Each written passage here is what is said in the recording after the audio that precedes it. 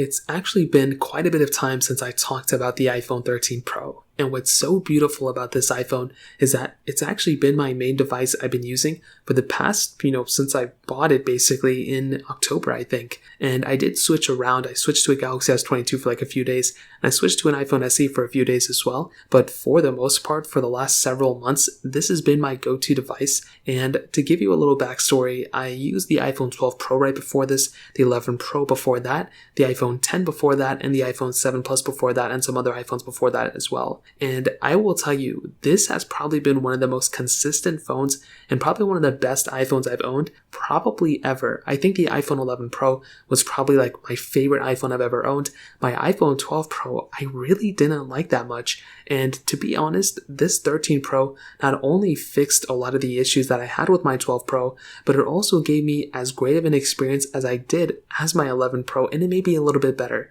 But my iPhone 11 Pro is like my first love. My iPhone 13 Pro is right up there. Now, luckily, nothing crazy has happened with this device since it's came out, and that's for the better and for the worst. The good thing is that stability-wise, there hasn't really been any crazy defects, such as my iPhone 12 Pro's battery health degrading so fast, and with a lot of other people's iPhone 12's batteries degrading as well. The 13 Pro, as far as I can tell, doesn't have any widespread issue like that, which is really good to see. I hated that about my previous iPhone, so the fact that we don't have to worry about that with this one makes me feel so much better for sure. However, on top of that, this iPhone is still selling for quite a bit of money in the brand new market and used market. There's been no price decreases as we've expected. And with my iPhone 13 Pro, it really hasn't gone down in value in the used market that much, which is actually pretty interesting. So this is good if you currently own a 13 Pro and you want to resell it. If you don't have an iPhone 13 Pro, then it's going to be a little bit of a different story. You're still going to be spending quite a bit of money. I would say around $800 to $900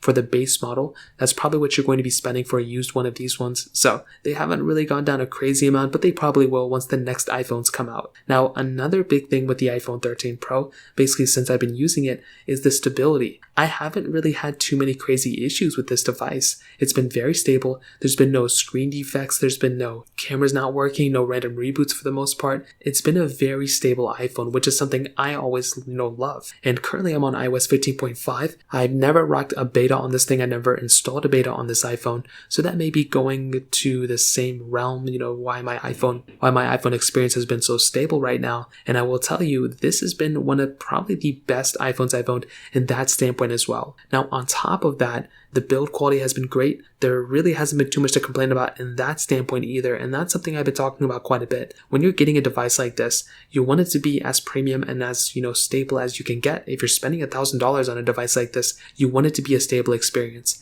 And that is pretty much exactly what you're getting on this device. Yeah, it hasn't gone down in value. There's been no crazy trade-in deals or anything anymore, but you're still getting a very solid iPhone, and it's definitely a device that I look forward to when I actually use it. Now, there were a lot of gimmicks that Apple always puts in with their devices. Every single time they release a device, it's always like, oh, it's this, is that, it can do this, it's 3 times faster. From a specific speed standpoint, I really haven't noticed any crazy differences. That Apple A15 Bionic chip inside still seems very stable. The RAM is great, I'm sure, but it really hasn't been that crazy big of a performance jump from my previous device. Now, is that a big deal? Not really. My 12 Pro, I never complained about the performance. My 11 Pro, my iPhone 10 even, I'm not really complaining about the performance. I don't really use my phone a crazy amount from a performance standpoint, so that's perfectly fine. However, there were a lot of other things around this device, like that ProMotion display, that I'm now kind of accustomed to, but that was a really cool feature, and that makes me super excited about the future of iPhones.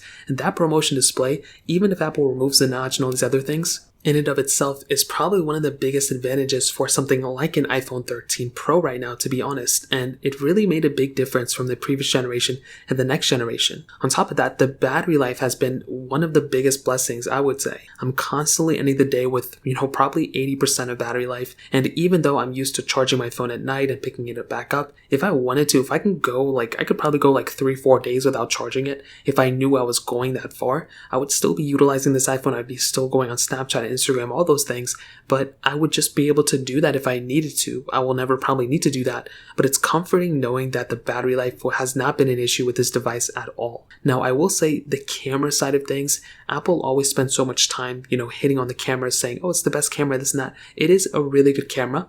I have really never used that cinematic mode. Like, it was something I thought I was going to be using a lot. I like that Apple is improving the camera in that realm, but I thought this was going to be like the new portrait mode. But honestly, I still use a portrait mode a lot more than cinematic mode. I'm not too sure why. I like cinematic mode. I think it's cool in theory. I just haven't really been able to use it that much. It's just something that doesn't really come to mind whenever I use my iPhone's camera. But still, this camera is great. I'm really not even doing any photography on my device. It's really just a bunch of Snapchats and TikToks. So that's another big thing probably. The build quality has been great. The 12 Pro's build quality was awesome. I never complained about that. And this pretty much stems to that a little bit better just because it is a heavier device.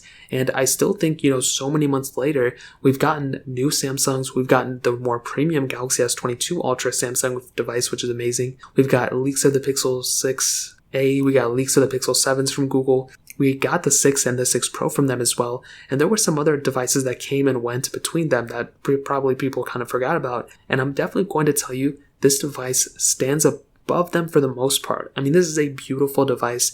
And this is another set. And I said this in my video yesterday as well. Basically, I feel so comfortable knowing that these devices are going to be lingering around for the next 5-6 years, possibly even longer than that. With the rumors of the iPhone 14s, basically the bottom tier iPhone, still maintaining the same chipset as this iPhone, the Apple A15 Bionic chip, that makes me comfortable thinking that maybe the 13 Pro is going to last as long as the iPhone 14, and that's going to be a very long-lasting phone as well. And because of that, I feel very comfortable with this iPhone. If you wanted to buy an iPhone and you want it to last for the next 5 years, this is a very, very good device in that standpoint. Yeah, it's probably going to be outdated 3-4 years from now, but you're still getting a really good camera. You're still getting a ProMotion display. You're getting a great build quality. You're getting great camera. You're getting great battery life. You're just getting a really good phone overall. You don't necessarily have to spend, $3,000 or $1,000 on a phone like this right now. If you wait a couple of months when the iPhone 14s come out, these iPhones are going to go down in the used market. If you wait until the iPhone 15s come out,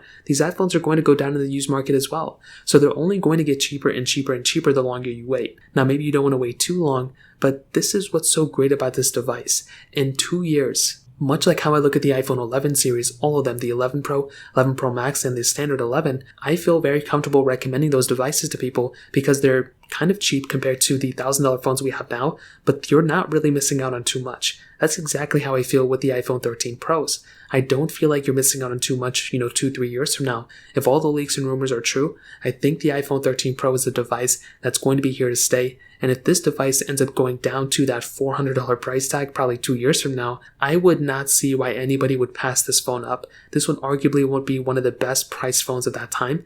And I mean, if you buy an iPhone 13 Pro now, you're not going to feel like you have an outdated phone, even if Apple removes the notch and does all this other crazy stuff. This is a beautiful iPhone, and honestly, I'm very happy Apple made a phone like this right now. My experience of it has been perfect. I haven't really been complaining about it too much. Of course, you find little things here and there, but there hasn't really been too many widespread issues. There hasn't been really too many issues I've had in general with this device. And personally, I would highly recommend buying it if you're in the market right now. And even if you're not in the market, I would recommend keeping this iPhone on your radar for the next few years, just because it's a very, very good iPhone. It's been probably one of the best and most stable iPhones I've been using for the last since I started using iPhones. If you have any other thoughts or questions, let me know in the comment section below. Hit the like button, that'll mean so much, but definitely hit that subscribe button. More importantly than everything else, I love every single one of you guys. Hopefully I'll catch you guys in the next video. Peace out till then.